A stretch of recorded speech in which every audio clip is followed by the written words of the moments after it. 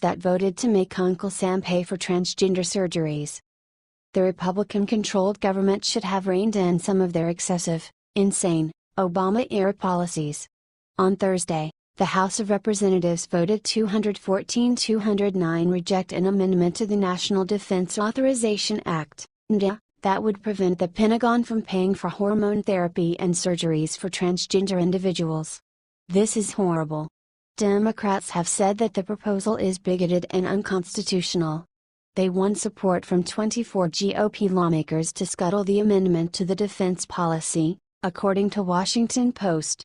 Here are the 24 Republicans that voted to defeat this bill and keep transgenderism in the military, compiled by the Gateway Pundit. Amash Me 3 RD District Bergman Me 1st District Coffin CO 6th District Comstock VA 10th Cook California 8th District Costello PA 6th District Corbello FL 26th District Deham California 10th District Dent PA 15th District Faso NY 19th District Fitzpatrick PA 8th District Tissa California 49th District Catco NY 24th District Knight California 25th District Lance and J 7th Flabiendo and J 2nd McCarthy and J 3rd Mast FL 18th Reed and Y 23rd District Rikert Y 8th District Rosletten and FL 27th District Chester Pa 9th District Stefanik and Y 21st District Tenney in Y 101st. You heard that right here.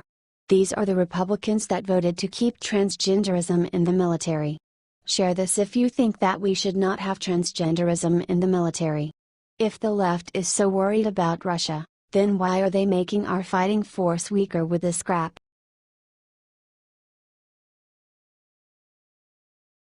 It's over after the media lied about Trump. Lou Dobbs went on TV and leaked their worst nightmare. President Trump's trip to France over the past couple days has been a huge success, so the media is trying to distract everyone. They continued to spread conspiracy theories and lies about Trump and Russia. This week it was Don Jr.'s meeting with a Russian lawyer, next week it will be something else. Well, Lou Dobbs has had enough. He just went on live TV and exposed the media's worst nightmare. Dobbs exposed how the deep state was secretly using the liberal media to try and overthrow Trump. He explained how they are accelerating leaks from within the top levels of government in order to saturate the media with Trump scandals and try to break the will of the American people.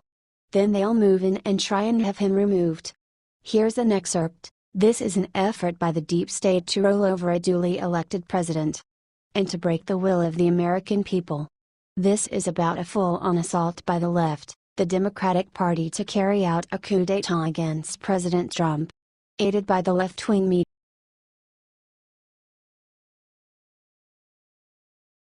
Immediately after spotting U.S. troops in French parade, Trump did something jaw-dropping.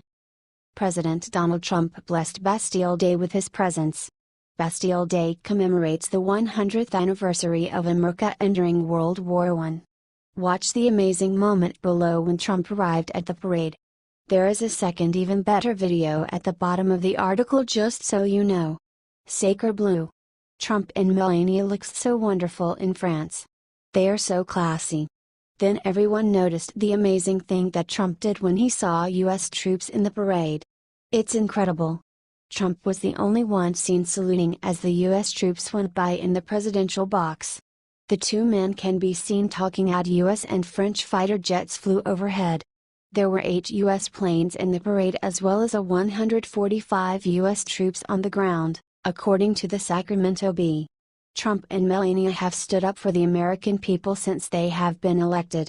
They have taken so many barbs for us. Share this if you are so proud of our president for respecting our troops. God bless our troops and our president.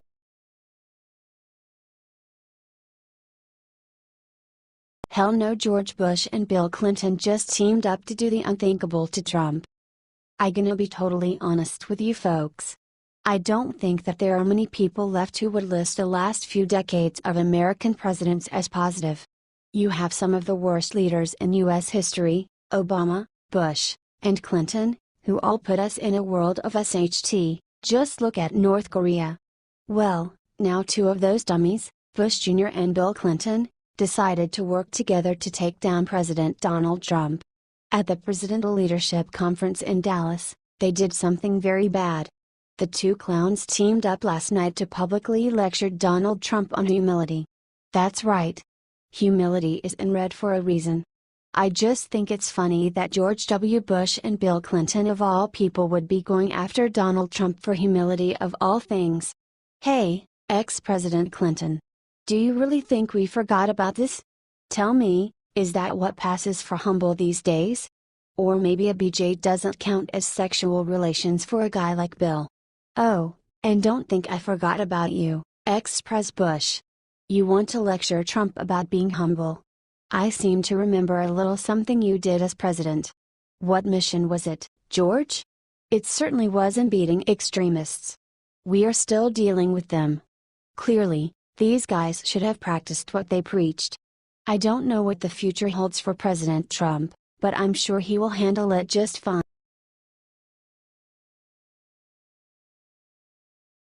Trouble in Paradise. Jeff Sessions just laid the smackdown on the state of Hawaii.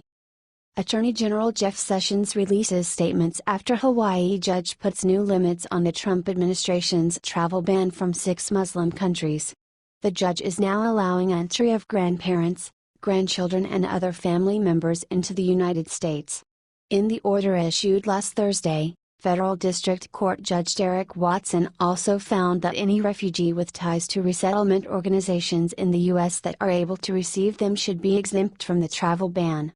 Jeff Sessions speaks about the travel ban that Supreme Court rules on in June before the Supreme Court went into recess reinstated the travel from 6 Muslim-majority countries: Iran, Syria, Libya, Somalia, Sudan and Yemen, but with some restrictions that those who have bona fide relationships with Americans in the U.S. can still come in. The Trump administration said that would include parents, spouses, fiancés, sons, daughters, sons-in-law, daughters-in-law or siblings. But the government excluded grandparents and grandchildren from its definition of close family, along with brothers-in-law, sisters-in-law, aunts, uncles, nieces, nephews and cousins. In the ruling that you can read here, Judge Watson did not accept that. After the ruling, Attorney General Jeff Sessions have set his sights on the Hawaii judge and all those who blocked the administration's effort to keep the country safe. He said the following: "These leftist judges need to be held accountable for the damage they are causing and their obstruction. A country that doesn't have a government that can function is no country at all."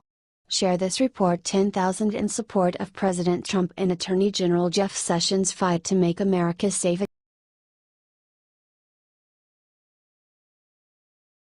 This top DHS agent just pointed out what Trump just quietly did to our border. It's incredible.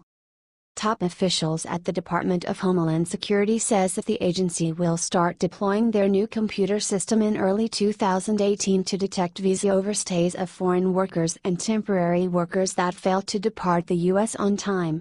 "I expect by early next year you would start to deploy this at a lot of the major airports," John Wagner, the Deputy Executive Assistant Commissioner of U.S. Customs and Border Protection, said at a Senate hearing on Wednesday.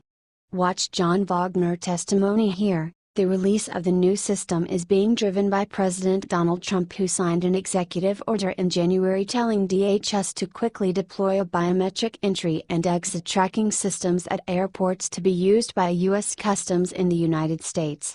Once deployed, it will allow immigration officers to quickly identify overstays for incentivized departures.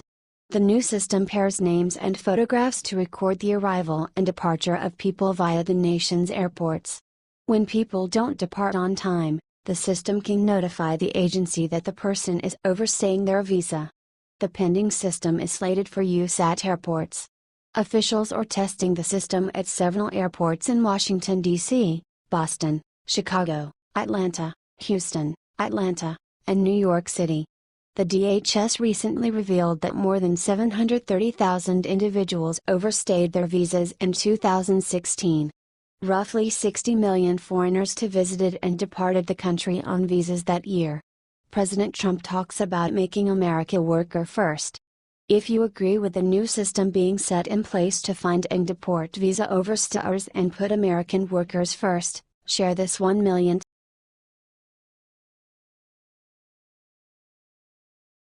Anderson Cooper tries to embarrass Sebastian Gorka, immediately regrets it. Yesterday one of Trump's top aides, Sebastian Gorka, joined CNN's Anderson Cooper to talk foreign policy. The interview was about to be about Trump's Paris trip, but Anderson tried to catch Gorka off guard with the usual BS questions you've come to expect from CNN, Russia this, Russia that, blah blah. Then Gorka made Anderson immediately regret it and destroyed him on live TV. Gorka pointed out that Anderson's nonsense questions are the reason Tucker Carlson gets nearly 10 times more viewers. He said that CNN's BS fake news are the reason they get lower ratings than Nickelodeon cartoon reruns. He also exposed Anderson for being owned by corporate sponsors who want to destroy Trump. I'm sad to see CNN fall to this.